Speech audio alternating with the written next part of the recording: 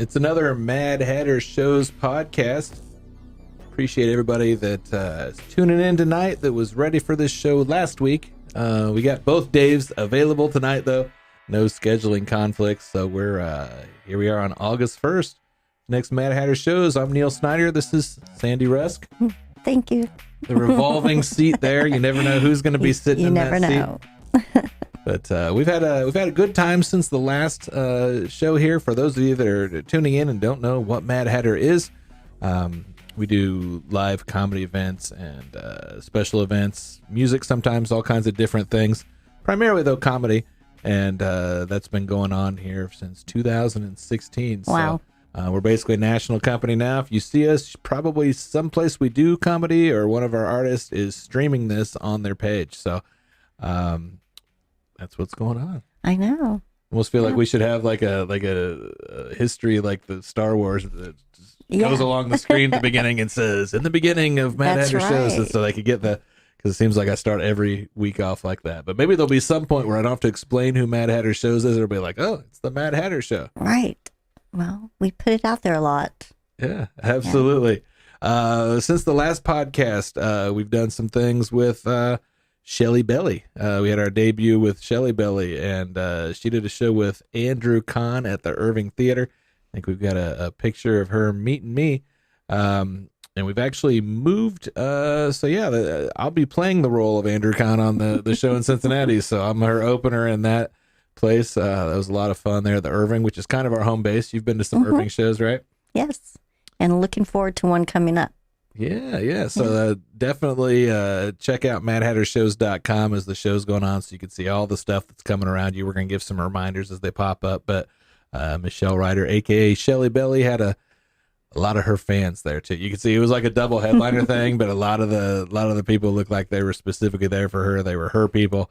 So that's going to be fun with in Cincinnati on September 21st when I'm opening for her, and get to work with those folks because she's a little naughty. I think she'll be fun with me doing the fluffer stuff. So it looked like you were having fun. Yeah. Should be a good time for there. We've also done shows with Ed Bassmaster. We've had 2 weekends now, and the second weekend came up since the last event, Peru and Fort Wayne. I think we've got a clip here from that was in Iowa in Cedar Rapids. That's his character, Always Testy, that was up there. So you never know what the lineup's going to be either. He's got characters. Names are Skippy. He's got right there is Chip Diamond with Mike Stricker was the opener on that show. He comes out also as Emilio. So there's a lot of different characters you may see him, perform as, and sometimes he comes out as himself and intros everything. So, oh wow! Mumbles is a guy with a speech impediment that's a cowboy. So a lot of different fun characters with Ed Bassmaster, and then last weekend also was a show that wasn't officially Mad Hatter, but since I'm kind of the face of Mad Hatter, at least like the face that people see, I was hawking my fluffer shirts in a little town called Montezuma, Indiana. Oh, wow. We had fun there. Hopefully we can come back to Montezuma here soon. I know there was a band in neighboring Rockville that took some of our crowds, so I may have to do some time the next time we go back too, but I think we have a photo of Julie, the owner there, that was hawking my shirts for the folks that were there, and she got the bartenders wearing them and some of the folks that were there. So there we go. There we go. Yeah. Very soon I'm going to have those online too, and I'll be like impossible on the podcast here because I'll be telling everybody the websites to go to pick up those fluffer shirts. So, well, everyone's going to want to know. So yeah. Do you have one? I haven't got one. I'm going to have to get one. I know. Get one and hand it to you so you can wear it on all your professional encounters. Absolutely. Post about it and everything. Also, it's not on our website yet, but I can go ahead and since our caller hasn't called in yet, we can go ahead and kind of spoil the scene already. Somebody, Mark Price, Skippy from Family Ties, is going to be with us in November. So, yes. See him in the background there, breaking the news. Actually, this is an old clip of him when it was cold. But he's going to be with us in Richmond, Indiana, and Terre Haute, Indiana. in November. So probably some more details on the next podcast, and you can find them on the website. We've got so many shows. We don't have them all up there yet. We got another Napoleon Dynamite show that just went on the website today in West Lebanon, Indiana, and it's going to be in January of 2024, but we're already selling tickets. So, definitely tune into the website, not just our podcast here, because there's all kinds of shows that are out there, and sometimes they don't all make the cut to get popped up here. So, I originally met and interviewed Mark Price in 2010. Can you believe that? Time goes so fast. Before I was even doing comedy, so that's it's like a benchmark for me. He was at the famous Monsters of Filmland convention. That's where I originally met him. Very cool. Funny story. Yeah. The guy that runs Mad Hatter shows is John Payne. And he sends me this message one time that's like, hey, do you want to come out and do to one of our shows on the weekend? I can get you in free. Because I'd only done the open mic there. I was brand new. So I had like a girl I was trying to see. And I told her, hey, let's go. I got comedy club tickets, right? So we get there and he's like, hey, are you going to do time tonight? I felt like, have you seen Anchorman where he's like in there and he's like, oh, I'm not here to play flute. And then he has the flute in his sleeve. Like I felt like that. But I did a guest set and the headliner comedian that night was Dave Landau. And here we are 11 years later with him as our first guest, getting ready to make his debut with Mad Hatter Shows. So let's bring Dave Landau on. Hello. There you are. Can you hear me? How you doing, Dave? Good. How about you? Good. You were like my 11th time on stage. I'm sure that was something you put on your calendar and remember a lot. But it is. Do you remember Jester's Comedy Club in West Lafayette? Yes, I do, actually. Yeah, I thought that was really cool. I got to do time that night, but then you signed a CD for me, which I've since lost. But it's the memory that counts. Yes, that's all that matters. Here we are doing. So you remember it happened. Yeah, here we are doing bigger things now. So it's kind of a full circle thing. We appreciate that you're available to talk. Yeah, no problem. Today. Happy to come on. Yeah. So how's this evolution in your comedy career worked? You've taken kind of an atypical route, I guess, to where you're at now. A lot of clubs don't like booking folks that aren't of the left leaning side of politics. So. Yeah, it's weird because I'm not. I'm definitely on right-leaning shows, and I definitely have a right. I guess it's more right-leaning, obviously. But I don't know. I just sort of started doing the Artie and Anthony show a few years ago, about 5 years ago, and then I ended up doing Louder with Crowder for 2 years, and then I just pitched my own show called Normal World to the Blaze, which I'm on now, which is a sketch show / talk show that I just finished taping now. So it was kind of, I don't know, it just kind of happened. It was more or less, I just got into, was put in there because I fit. I have more of an irreverent style, but not, filthy or anything. It's just more honest, I would say. And that's, I don't know, just kind of how I fell into it. Yeah. Very cool. We're going to have you in Indianapolis and in Hobart, Indiana next weekend, the 11th and 12th of August. Those tickets are at madhattershows.com. It's almost like it's Mad Hatter is almost like a haven for folks that are that they go right leaning. So much stuff on TV now, it seems like is very preachy and is very I don't even know. It's everything. Yeah, it's like they think we're all gay, vegan, social justice warriors, and that's not all of us. We're not all there. And well, yeah, they want you to be, and it's just become a point where the last several years have just turned me onto the fact that we're living in a horrible time. Yes. And I don't know how people don't notice this, and I find it hilarious, but the way that I cope with it is comedy. And that's pretty much what I talk about. And the reality is like leaning right is just kind of where you're shoved. Like anybody who was liberal 20 years ago, I feel is now on the right somewhat. Yeah. Like even like a Bill Maher or somebody is of, Ricky of Gervais, that category. Like there's people that are called conservative now that are like, no, we're not. Like it's you see me like tripping over my words trying to say it correctly. Right. But it is. I watched the new Chucky series on USA Network, and Chucky used to be like a psychopathic killer. the new Chucky series on USA, he's like killing people that bully his gay owner. I'm just like, what is happening? Are you serious? Yeah, it's like it's on the USA Network. I'm like, what is even happening to society? But like, you know, every new show you watch has some type of message in the first 10 or 12 minutes where it's just like, here's where we stand on this topic, and it's murder anyone who bullies your gay owner. And people don't want to come to comedy for that. But what I've found is people want to escape, and they don't want the news. They don't want a narrative or politics necessarily. At least not being, you know, unfunny. Right. What can people expect at a show where they come to see you? It's just honestly my opinion on some of the stuff going on today, but mostly it's just stories about my life. Like, I'm a recovering addict. It's how I talk about a lot of it. I don't know if you saw me in my drinking days. I don't know how long ago we worked together. Wow. It was It probably depends. I think you were drinking that night. Oh, good. Yeah. I remember being there, so that's a plus. So that's definitely a good thing. But yeah, I've been sober for a long time. So 13, 14 years ish. So it must have been like before that. Yeah, long time. So I talk a lot about that, a lot about my family, a lot about my life, and it just relates on those levels. People can check me out at davelandau.com and see what else I do. But yeah, that's kind of what I do. Just kind of talk about my life and the things going on in the world. Nothing, you know, too crazy compared to anything else that you see. And I like to have fun. My buddy Matt McClowery, who's also on A Normal World, comes out, and it's going to be a really good show. So yeah, that's my site. I'm working on it right now, but yeah, those are the dates right there. Yes. And yeah, it's just fun to, I don't know, it's fun to do something different and to work for people who let you do what you want. Yeah. And yeah, it's a nice change, and I get to make sketches, and it's cool. It's like stuff I wanted to do since I was a little kid. Yeah. So folks that don't get their news from Blaze or don't subscribe, they're still going to enjoy your stand-up show. Yes. Yeah, you don't have to you don't have to subscribe to Blaze. I suggest you do. You can use code normal20. It will look really good, like normal20.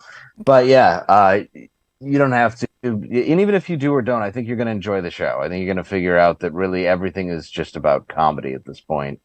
And that's my perspective, is things just need to be funny, and that's all I really do. So I'll talk about that on stage. I definitely just discovered Normal World, and I was just watching the clips on YouTube, and I was like instantly hooked. Thank you. Yeah, I appreciate I really that. liked it a lot. So where did all those ideas come from? The whole idea was originally a sketch show where it was just set a little bit into the future. Oh, okay. So it was just kind of how the direction of everything, you know, was going kind of nuts. So we just kind of set it slightly into the future. So in the pilot, the first sketch is a Victims Anonymous meeting, followed by a male tampon commercial, you know, and it goes on from there. And it's like very much based on somewhat of a reality, complete reality, actually. But all the ideas for the sketches are kind of based on news. Like today, we released a new one based on a story about how the FBI feels that physical fitness is white supremacy. So that'll be on the show tonight. It just various things where you see stories and you're like, this can't be real. And then you realize that it is. And you just want to kind of point it out in the funniest way possible, because even saying that out loud, you kind of like get stepped back because it's so polarizing. But I didn't write it. I just read it, and I was like, why would this be a thing? Yeah. Usually it's some like college professor that wrote it, or some like government funded study, or just something that makes you even more angry when you read it. You're just like, I paid for this. Like, for somebody to determine that this is, you know. Yeah. Well, your tax dollars are literally going to fund this to tell you that you're garbage, or at least to divide the country more than it's already divided. It's not about unity. It's about keeping you separated. So that's what they do. And then they throw that out there at you. And that's what I want to do, is like, we always find a fun way to like poke at it. So like tonight was, you know, the head of the FBI thinks that they have a new white supremacy group called the Girth from Perth, which is an Australian strip group. And that's like, one of them's black, you know, like the same as it all is, where we're not really taking any, it's not really that far out from the actual article when you read it itself. It's just a slight twist, and then we put the reality behind it. And it's fun to do because it's poking fun at all levels of government. And I miss like the days of SNL and shows like that Yes. when they poked fun at who was in charge, not just who's on a certain political side. Right. Like even Dennis Miller, he attacked the left when he was on Weekend Update because that's who had the power at the time. That's when Reagan was in office and Bush Senior. It's like you're supposed to go after who's in power and punch up, not constantly remind people of, yeah, but what about them? And we've just become kind of a sad society as a result of it. It's like we've just a lot of us have lost our sense of humor. Yeah, it's like, can I laugh at this? Let me see what my team says. This is the team Yes. I belong to. And we're gonna see if this is acceptable or not.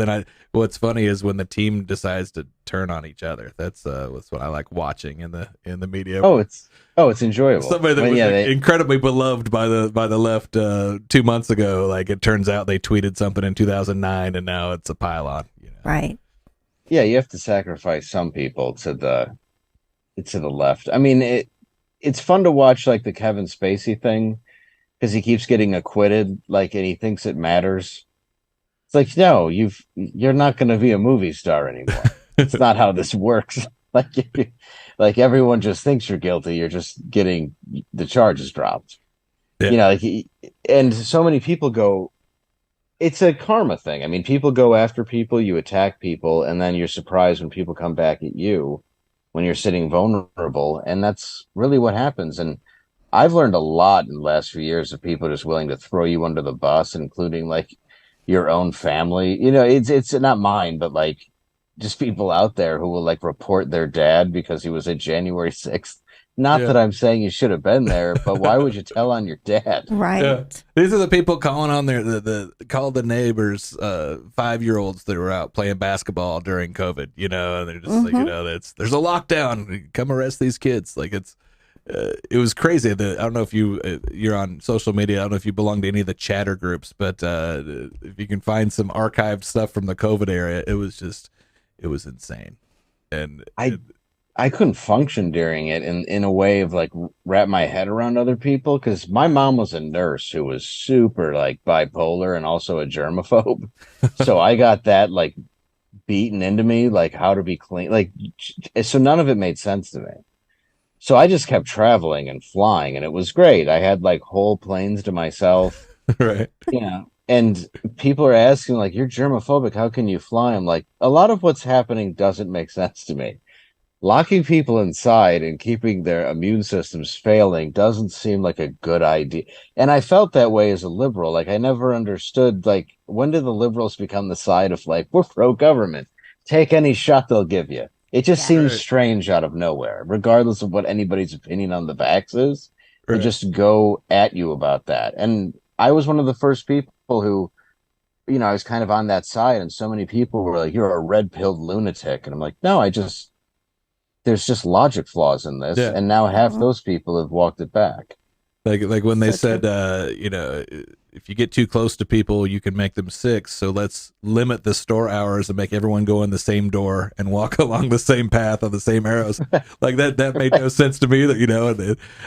When Michigan said that you could not like reach across the naughty line and grab like some playing cards or some flowers, you're only allowed to get certain essential items during, they were saying what you could buy when you were in those stores, and I'm just like, That's practice And- for a takeover. yeah, Like, I'm sorry, it's just Yes. it is, and that's what it was. And I grew up in Michigan, and that was the sad part. It's like if you go to Home Depot, you can only get these things, and then they said like painting outside and doing some other stuff was somehow a health hazard, and it's like, no, shouldn't everybody be allowed to work on in their backyard or play Mhm. basketball or do whatever they want with their families?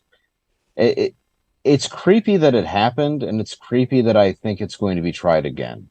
yeah. I Yeah. mean, there's still people now. Like you're still outdoors. It's 98 degrees, and you see somebody by himself jogging with a mask on Yes. because he's still involved with that. So Mhm. I'll get on a fair plane game. next to people, and the second I'm next to somebody in a mask, I'm just like, oh my God, I just ate some food. I didn't taste any of it. You smell Oh, anything? my I don't. goodness. Why are you crying? But it's crazy. Like if you're walking alone and you're wearing face protection, which has already been proven to not be protective if you put it on with your hands that are dirty in a non-sterile environment. What do you do? Like, that's brainwashing. That doesn't work. It's like wearing a dirty handkerchief over your face and you're like, I'm going to be better for this. And there was no logic when you went into a restaurant and from the door to your table, you had to have your mask on. But somehow magically, when you sat down, those germs, they were gone. So you could. Oh, and at the time I was living, no, it's true. At the time I was living in New York. Yeah. And at the time in New York, I was living there, and it's like you had to build a restaurant outside of your restaurant because they couldn't eat inside. Right. And then you had to cover that with plastic so then it became an indoor restaurant. And then cars were driving into them because they were on the sidewalk, and you're like, this is great. This is really a benefit to everyone in every way. And then like you making jokes about it. There were people that would call that dangerous. They would call that violence against society. Like we misuse words all the time now. Like there's all kinds of, that's literal violence, and it's not literal. It's that kind of thing. So as you've been going along, have you had problems with people you were cool with that you can't talk like that, you can't joke about that? I mean, has that been something that's kind of been fallout as your career? Yeah, in the beginning, not as much anymore, but there was a lot of people that were far left comics, and they just got very upset that I had taken. They were already half angry when I was doing the Artie Lang and Anthony Cumia show, and then they were, very angry when I went to Steven Crowder, and who knows what level of that is success versus, actual your ideology.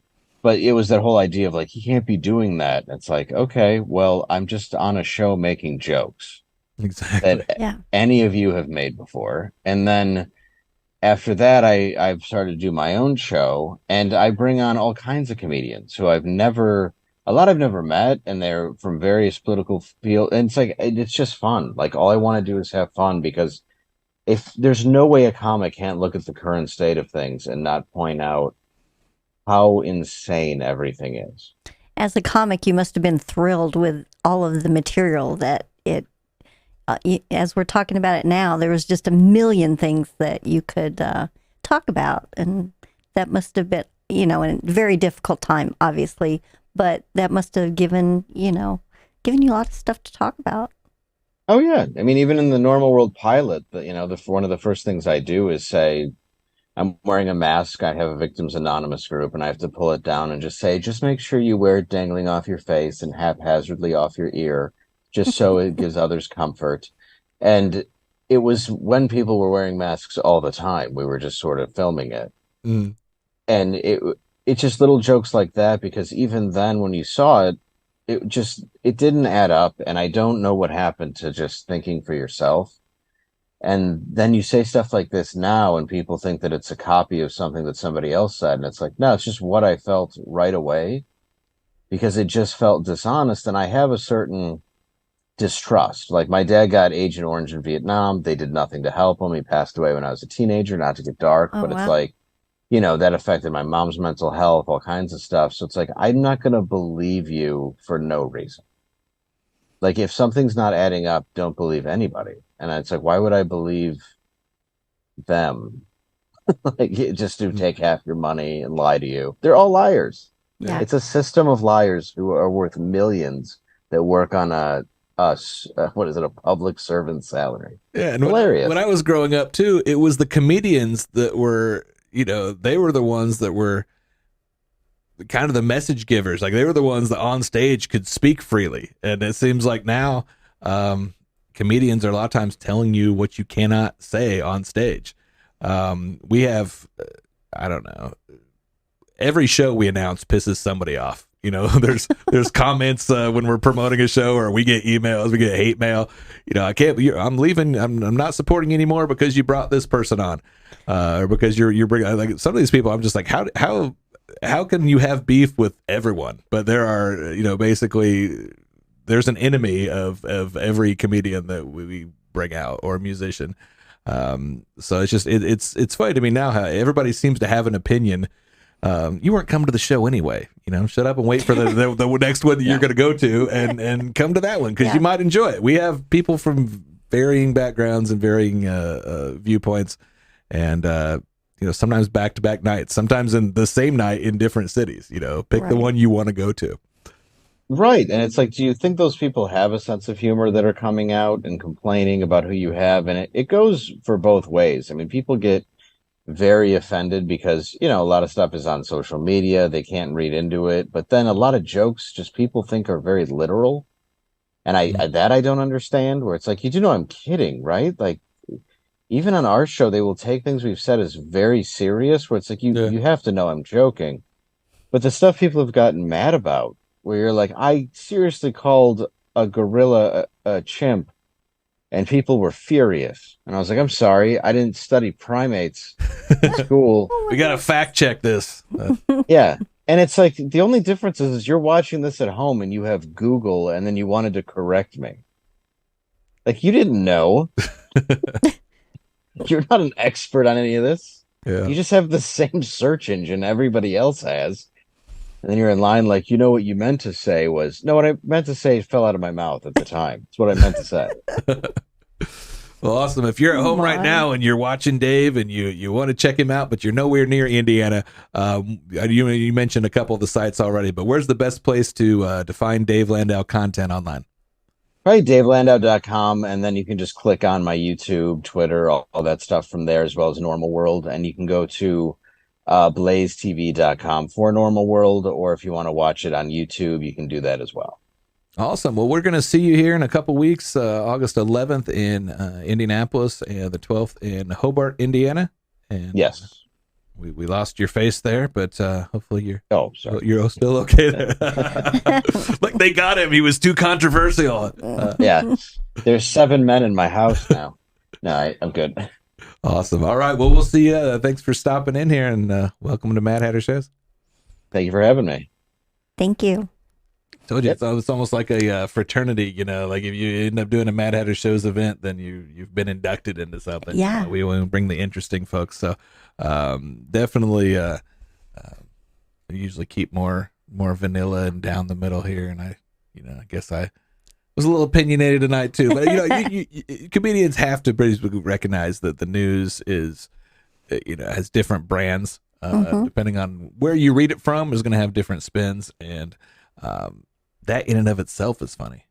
Well, and as I was watching some of his episodes of Normal World, as he said, when he takes news and then he kind of gives it back to you with logic behind it, it's so obvious some of the things that are out there are just...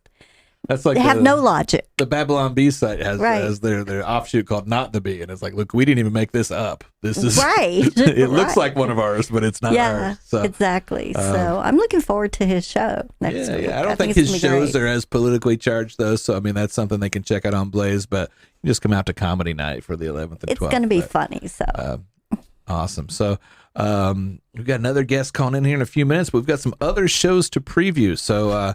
Let's go the farthest out. Josh Prey is going to be making his Mad Hatter Show's debut, and we've got several shows coming up with him in Ohio. We've got him coming up in Indiana, Illinois, and Iowa. So this is another guy that is very outspoken. I don't know if you're familiar with him, but he does not mince words online. Right. I'm looking forward to him as well. You could check him out also. MadHatterShows.com for all those links. He's a very outspoken gentleman.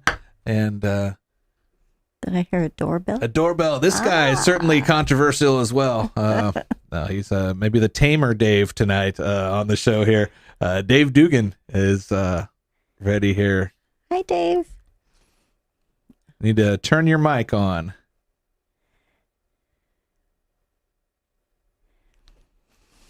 Let him explore the button to get that microphone going.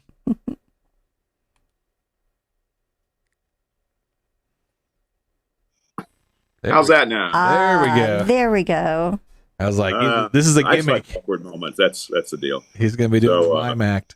Hi, Dave. Sandy, how are you? Neil? I'm good. How's it going?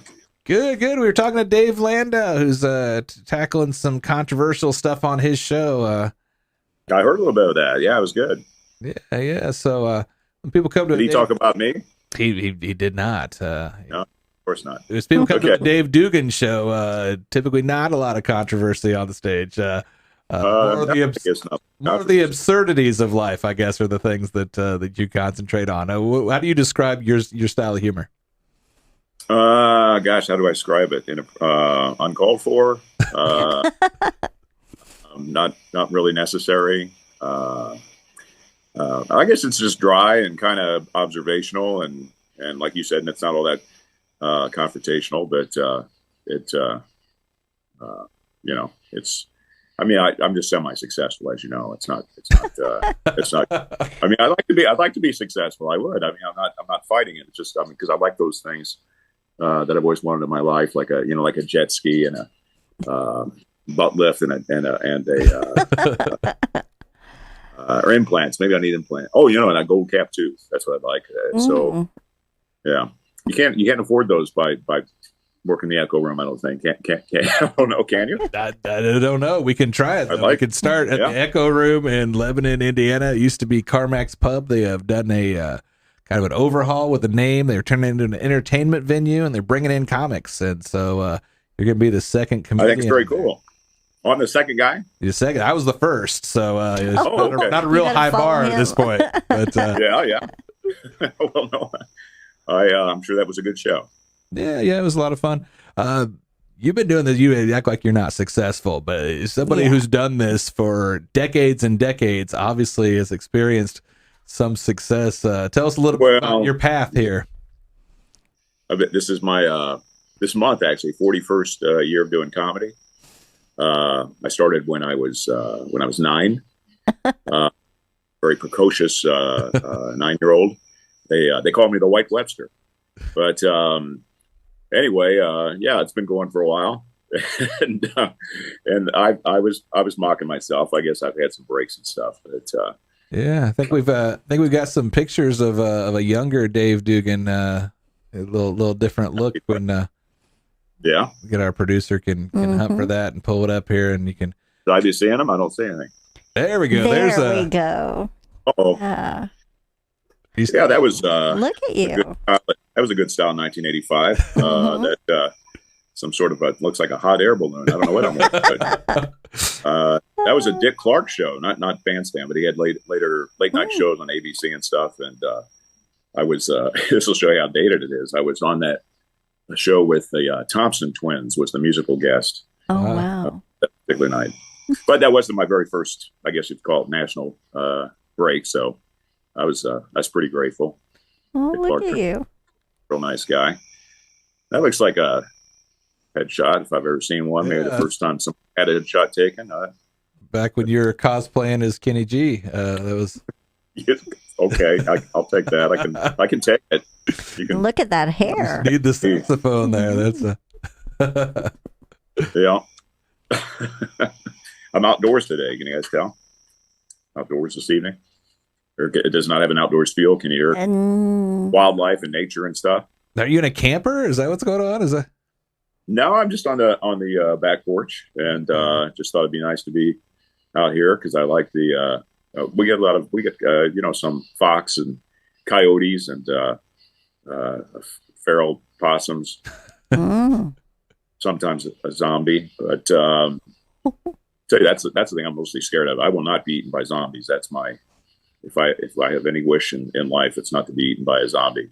Because are you guys scared of zombies? I think I'm scared of them because they're real. Yeah, I don't know that I'd want to tangle with one. Yeah, they are real. If you've been into a post office or a licensed branch, you know what I'm talking about. I had a post employee try to eat my brain because I asked him to just please explain that forever stamp again. I watched every single one of the Walking Dead series, every episode, and so it's. I look around a little bit in the dark to make sure that I'm not being stalked by a zombie. Yeah. So hopefully you don't get stalked and your brain isn't eaten. So we can see you this Friday night, Lebanon, Indiana. It's been a while since you've been to Lebanon, right? It has. I love the way you tied that in from the zombie to my brain not being eaten, and all of a sudden I'm up on stage doing a show or something. That's what I'm trying to do here. Is I'm trying to connect it all to the website, madhattershows.com. That's what we do. We got to rein it in. It's been a while since I'm in Lebanon. I think I was there. I think it was once I was there against my will, I believe. Maybe I might have been in the trunk of a car. I really don't remember too much about it. One time I might have got an ice cream cone. It's all hazy. I did their 4th of July fest, or whatever they call it, there a couple of years. That was an outdoor show, and that was a lot of fun. They do like a 4 or 5 day.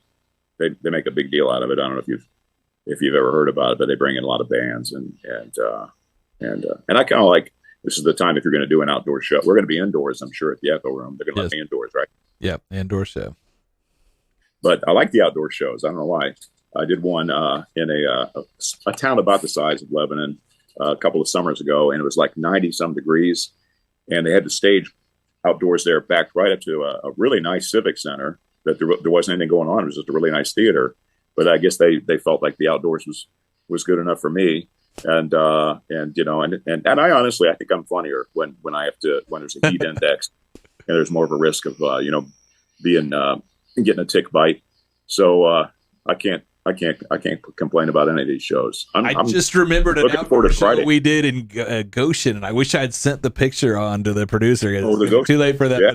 But, wow. They gave us these little. We were in collars, and they gave us this little microphone to wear on your collar, and couldn't get it to stay on his collar. So as the show's going on, Dave's just holding like the world's tiniest microphone. It looks like something out of Zoolander.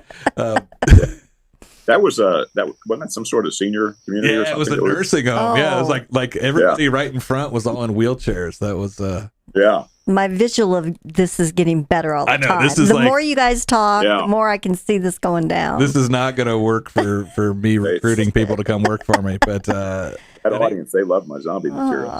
yeah, there you are with someone who's been zombified in Carmel. So that's mocking one of the statues years ago. Now everybody's mocking the statues, but that was when they kind of first went in, and yeah, that's bringing back a few memories there. You know, yeah, there was my favorite statue is the one where there's like an elderly lady, and she's got like a basket of groceries or something, like a bag of groceries. You ever seen that one? Yeah, I saw the meat market. She's really fun to like act like you're fighting to get her groceries from her, and but I hear that they I didn't know this at the time, but I guess they have all that stuff as surveillance cameras and everything. So somebody in downtown Carmel, or I mean at the city, what do you call that, where police and stuff are? I can't remember the name of it. It's not a city center. You know what I'm talking about? Yeah, like City Hall, the City Hall, that stuff. There yeah, she so is. somebody watches all that footage. Oh, there she is. Mm-hmm. Yeah, I'm not in there with her, am I? No, That's her, right? I think No, that's but I just, could imagine what you would be doing. I think that's just our producer Googling. So he should look up Dave Dugan and tiny microphone in Goshen. I don't know if you can find it, but that's Yeah, I can't imagine what's going to come up with that. Yeah. So we're working with Riot Johnson. Am I pronouncing that correctly? yes, Riot. Yeah, I'm looking forward to that. I haven't met her yet, but she seems like a nice lady, and she's very funny, as I understand too. Yeah, and she was supposed to host next week, and she can't host next week now because she advanced in that competition. So she's going to be at Helium next week. I think we're getting Sandy again, so you're the recipient of the the windfall from that. But she's kind of a newcomer, but she's doing very well, and she's had some professionals that she's open for speak highly of her, and we just like her because she helps out, and she she's one of those that is willing to volunteer on a show even if she's not going on stage. So she just came to watch the Shelly Belly Andrew Kahn show the other day, and I was like, hey, Andrew doesn't want to go on cold. You want to go do some time and bring him up? And so sometimes those things happen, and then people say, well, how'd she get that gig? And it's, you know what, she was there supporting. So I mean, that's right. That's something that sometimes is lost on people. So yeah, well, we'll have a good lineup. Well, you and I work together. I don't know how many times, quite a few times over. Probably a double digit number of times. I'm going to guess 12, 15, something like that. Yeah, you helped me out on a couple where there was, as I recall, not the best acoustics or not the best audience or not the best money. And I always appreciated it. So that describes my whole career. Is not the best money, not the best acoustics, not the best audience. That could be like the Neil Snyder story. So that's sure. But we do those too. Do you remember the show we had? I think it was in Whitestown, where it was like in the middle of the room, just like tables all around us. So you just had to tell your joke and then turn, and then some people were watching your back, and then you just had to. Oh yeah, it was like we were like gladiators. It was unbelievable. Oh yeah. So sometimes you're doing little gigs like that, but sometimes you do bigger things. Sometimes you're being taped. Tell us about your dry bar special that's available right now. Oh, okay. Well, it was called Human Cannonball, and I say was because they tend to. I found there's kind of a pattern to this. Dry Bar will change the title of your show to better fit the algorithms, so people find it more. So now it might be called. I think it's something about marriage. I don't know if it's keeping your marriage healthy or some words I never said on stage. But it used to. I think you can still find it if you put Human Cannonball. But if you just put my name in Dry Bar, it comes up, and that was actually even at.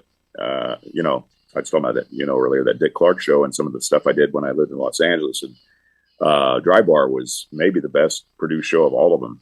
It was very well done. They're and I didn't even know why it was called Dry Bar. This was really ignorant of me, but I just thought it was a name. Then I realized it's because we're playing in a theater in Provo, Utah, is where they tape it, where there's no alcohol. So very obvious. That's why they call it Dry Bar. So you're earning your laughs there because it's not people that have just had too much to drink. It's right. Yeah. And that is kind of they seem like the greatest audience ever, but not everybody was, unless they were, doing something on the parking lot, they're pretty darn sober. So it was a good experience. They do a good job with it. And, they kind of promote, I guess, clean comedians, and they have a lot of success with live streaming. And they're part of that VidAngel too. That does VidAngel's the one that did that movie that's getting a lot of talk right now. Yeah, Sound of Freedom, which I went last week. So, so you're like a degree of separation from that blockbuster movie. I guess you could say that as a credit. There you go. That's okay. Well, I'll write it down on my resume, whatever. But you did bring up a good point. I mean, the Echo Room is a 21 and up venue, but as long as I can keep my potty mouth calm, the rest of the show is usually clean. Riot is not a person that cusses on stage, and you tend not to either. I remember. One of those Legion shows, you're like, I'm gonna dirty it up tonight. I think you blushed the first time you tried to. So it's not real authentic to Dave Dugan to go into the blue area. Well, it can feel forced if I'm just peppering normal lines that don't have any language with. It just sounds like I've got Tourette's or something. It doesn't really doesn't come off right. But I do have like what I would call like, hey, here's the show you just have to do because of the audience, at least if you want to, connect with them. And so I'm kind of playing that by ear. You've already done it, so you can let me know. But if an audience is a little more expectant of, at least a little edgier than clean. I mean, I won't go berserk with it, but I'm not a prude. So well, here you go. Here's your chance to see Dave Dugan raw. That's Dave Dugan raw. That should be the name of the next Dry Bar special. It sounds so sad, but anyway, yeah, thanks. I wasn't sure what we were going to call the next one, so raw it is. There you go. Fantastic. Now I'm going to guess, even though you're coming from Carmel, you could take 32 all the way into Lebanon, but if you do that, you're going to miss the only roundabouts in Lebanon, which is so you're going to need to take 65 to hit those roundabouts. You are a fan of them. Well, I guess I am a fan at this point. I was going to say I get plenty of them in my life, so I will be going down 32 because I just like that stretch going to Lebanon. Anyway, but you're saying there's no roundabouts on that, or you say there are? I don't think there's any roundabouts in Lebanon. Like there may be, like maybe in Westfield on the way there. I think when you hit what Michigan Road becomes at 421, I think there's a roundabout there. But Lebanon's devoid of roundabouts, unlike Carmel, where you set a world record.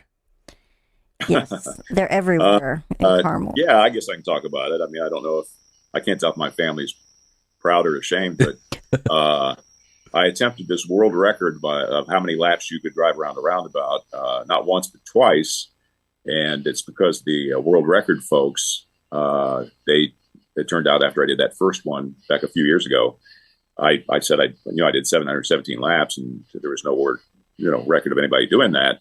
And they said, no, we want to know, we want the record of how much time you spend on a roundabout. So the second time I did it, which was about a year ago, I went for that record, which was held by an Australian guy, by the way. He had a little over 4 hours.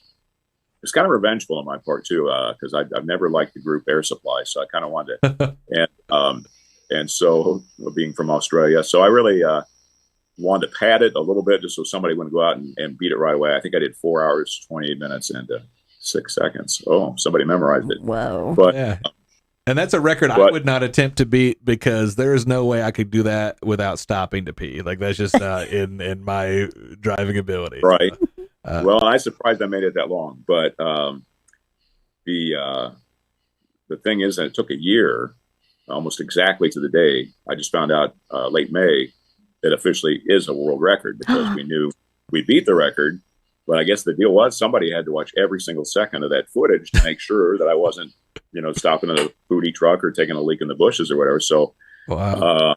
And that's, if you think about that job, somebody having to watch every second of just a car going around the roundabout. I mean, I was involved, and I didn't even watch all of it. That might be worse than the guy that's got to watch the statues in Carmel. Like, that's right. I think you did live it. Maybe I took a dose about 10 or 12 laps. I mean, it was pretty boring. So now it's official, I guess, and it was for a good cause. It was a charitable group that I've worked with some before, cancer support community, and so we got some more funds together and created some awareness. So it wasn't just about the world record, but I will admit there was a little bit of a selfish streak in me to get that. I don't know why. Since I was a little kid, I was just always impressed by the world record book. So do you get something for that? Do you get a plaque or a trophy or a ribbon? Well, the organization at their annual fundraiser called Laughing Matters, they gave me a plaque, but no, I don't think these world record people will give me anything other than on their website saying that it's a record and showing all that footage for anybody that might want to actually watch all that. But it was. It was an experience. I didn't get dizzy, which was, I guess, surprising to some people. They thought, doing 1,001 laps, you might get dizzy, but I can't say that I didn't have some side effects afterwards. And still, kind of today, I have a few of them. Did you have to have it closed off to the public, or were there other cars out there on the roundabout that were having to deal with you? There were other cars. Yeah, people go, "What is he doing?" Like this. It was a little more of a quiet roundabout than some, but there was more traffic. And it was some reason the roundabout they picked for me was known to be the world's most beautiful roundabout, if you like awards. And so it was kind of in more of a neighborhood community kind of deal. And but there was traffic. In fact, about halfway through, and maybe the blessing was I was getting kind of bored and in a trance. Coming the wrong way into the roundabout was a FedEx truck, so that kind of opened my eyes a little bit. Yeah, kept me alert. But so the roundabouts throw me off a little bit, because now I'm somewhere like Lebanon where you say they don't have a roundabout, and I can get confused of how you're supposed to function at a regular 4-way stop. I'm thinking that there's the one that's out there by the third exit if you're headed east. But do you know of any other roundabouts in the town? Not there, no. But I have a feeling they're coming that way. You know what I mean? Like, as from Carmel, it's all moving in different directions. So I think you're right, Sandy. It's like they're popping up. I mean, Fishers and Noblesville have a ton of them now. Yes. But they're kind of popping up even in small towns that I go to. It seems like one or two at least to get things started, and they're everywhere.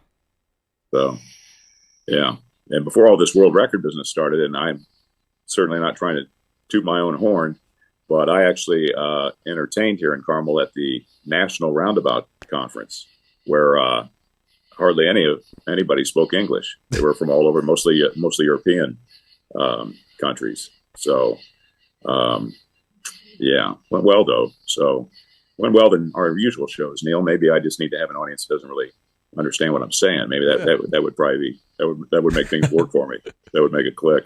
There you go. Well, that was something. Together again in Lebanon with a side of riot this Friday night, 8/4 in Lebanon, Indiana, at the Echo Room. It's right there on I think it's called Lebanon Road, even right downtown, caddy corner, like a strip diagonal from the Walgreens. So everyone should know where that's at, near the downtown in Lebanon. So you can get those tickets at madhattershows.com. If folks want to find more Dave Dugan besides just the Dry Bar special, what's your social medias? What's the sites where they can find the most stuff for you? Probably just the main website, which is davedugancomedy.com, and that's got all the stuff that would be anything from shows to merchandise to videos and the whole mess. And I mean, you could spend 30 or 40 seconds there. I mean, it's pretty yeah, real special. Yeah. Check see your out the slideshow later. Yeah. So fantastic. Well, we'll see you on Friday. Thanks for popping in, Dave. Dave number 2. Thank you, guys. I'm looking forward to it, Neil, and we'll have some fun. I'll have a new winning haircut in case you're worried about that, and I'll probably wear something snug. So I'll see you Friday. Okay, I appreciate that. We will see you on Friday. All right, bye. Bye. We'll see you. Dave on his back porch. Yeah, he's a little ornery tonight. So I didn't know all that about the roundabouts. That was actually very interesting. He is a world title holder, so that's something to but his feather in your cap. His website is very impressive with all the vintage stuff on there. Yeah, old time, TV commercials and everything. He's a lot of fun, yeah. and Dave's one of those guys that he builds on momentum. So I love watching a crowd start laughing a little bit here and there, and they're not quite sure what to make of him. And by the end of the set, it's just full blown people are bent over and red faced. So he knows what he's doing. Yeah, absolutely. Yeah, so good. Good deal. We brought up the Josh Prey dates earlier. We got a few other shows we want to plug that are coming up that we haven't otherwise talked about on the show tonight. Kostaki Economopolis. That's a lot of syllables. It is. Got him coming back to Mad Hatter shows. We're going to have him a couple places in October. I think those shows are already on the website in Muscle Shoals, Alabama, which is outside of Florence, and also Oak Grove, Kentucky. And I guess no clip there of Kostaki, but I don't think I have that one. All right, that's probably my fault if you don't. You can. I think he's the only Kostaki out there. So if you just, at least the only famous one. So if you type in Kostaki, you can pull up that gentleman. He's the All Pro Lines guy on NFL Network. That calls in, does that stuff on the Bob and Tom show too. Yeah, Shelly Belly. We got a clip for her, right? We had a picture of her earlier. There she is. She is just like that in real life too. She is energetic and wild and crazy. Redmore, September 21st in Cincinnati, and that show featuring Neil Snyder. So that's definitely one that you can show up late too. That's fine, but that show should be a lot of fun too. And then another guy we've got coming up here, making not a debut, but it's been a few years since we've had him in the lineup. Tom Mabe will be doing 2 straight weekends with us. There's a very relaxed looking Tom Mabe getting ready to do something stupid, probably. I don't know if you're familiar with him, but he does a lot of prank videos and all that kind of stuff. I think this is the intro to one of those. He had a CMT show called Mabe in America. It was like a hidden camera show, like some type of thing like that. Mm-hmm. But 2 straight weekends. The first weekend's going to be in Iowa, the second one in Indiana. So you can check out Tom Mabe on those. Those tickets are at madhattershows.com. And also, we mentioned Ed Bassmaster earlier. We're going to have Ed Bassmaster back on stage here this weekend, and at the end of August. This weekend we will be in Bowling Green, Kentucky on the 4th, Evansville, Indiana on the 5th, and then Lebanon, Tennessee on the 6th. And if you've been paying attention to our website and you haven't been there for a little bit, that Lebanon show used to be on the 3rd. So we took the Thursday show, we moved it to the Sunday. Do make a note of that. But 3 shows this weekend going on. And then there's more at the end of the month in Kentucky and Ohio and Tennessee. So if you're near there, come out and see Ed Bassmaster. And then we got the 2 people we saw here today. Just to reiterate, Dave Landau's shows are going to be August the 11th and 12th in Indianapolis and Hobart, Indiana. And you'll be able to see him doing stuff that's not quite as polarizing maybe as the stuff that some people think is on the normal world. I'll tell you what, most of our folks that come out to shows have a good sense of humor, and they laugh at people who come from all ends of the spectrum. So that should be a fun show. And then the obviously the guy we just talked to, Dave Dugan, that's going to be a silly thing. I don't even know what to expect, honestly. He was in rare form tonight, so we'll see how Friday night goes in Lebanon, Indiana at the Echo Room. Those tickets are at madhattershows.com. So we're going to be back next week, 8/8. We've got a couple guests that we have to still finalize, so I'm not even going to announce them here. Okay. But you can expect me here, back with Sandy, talking about more Mad Hatter shows, and we'll see you next time. Hey man, this is Donnie Baker, the Bastard Maker, inviting you to check us out here at Mad Hatter Shows. When it comes to comedy, nobody does it bigger or better than Mad Hatters. I swear to God, Hodge Twins, Ginger Billy, or Donnie Baker, the Bastard Maker, plus more. Check them out at madhattershows.com. That's Mad Hatter Shows. Why are they so good? Because they wear hats and they're mad about it. Ronnie Van Zant from Skinner's was a Mad Hatter. Actually, he was a rattlesnake hatter. Messing up the PowerPoint. Check them out, madhattershows.com. Do it because you're going to learn about their shows and all the dates, and because it's, state law.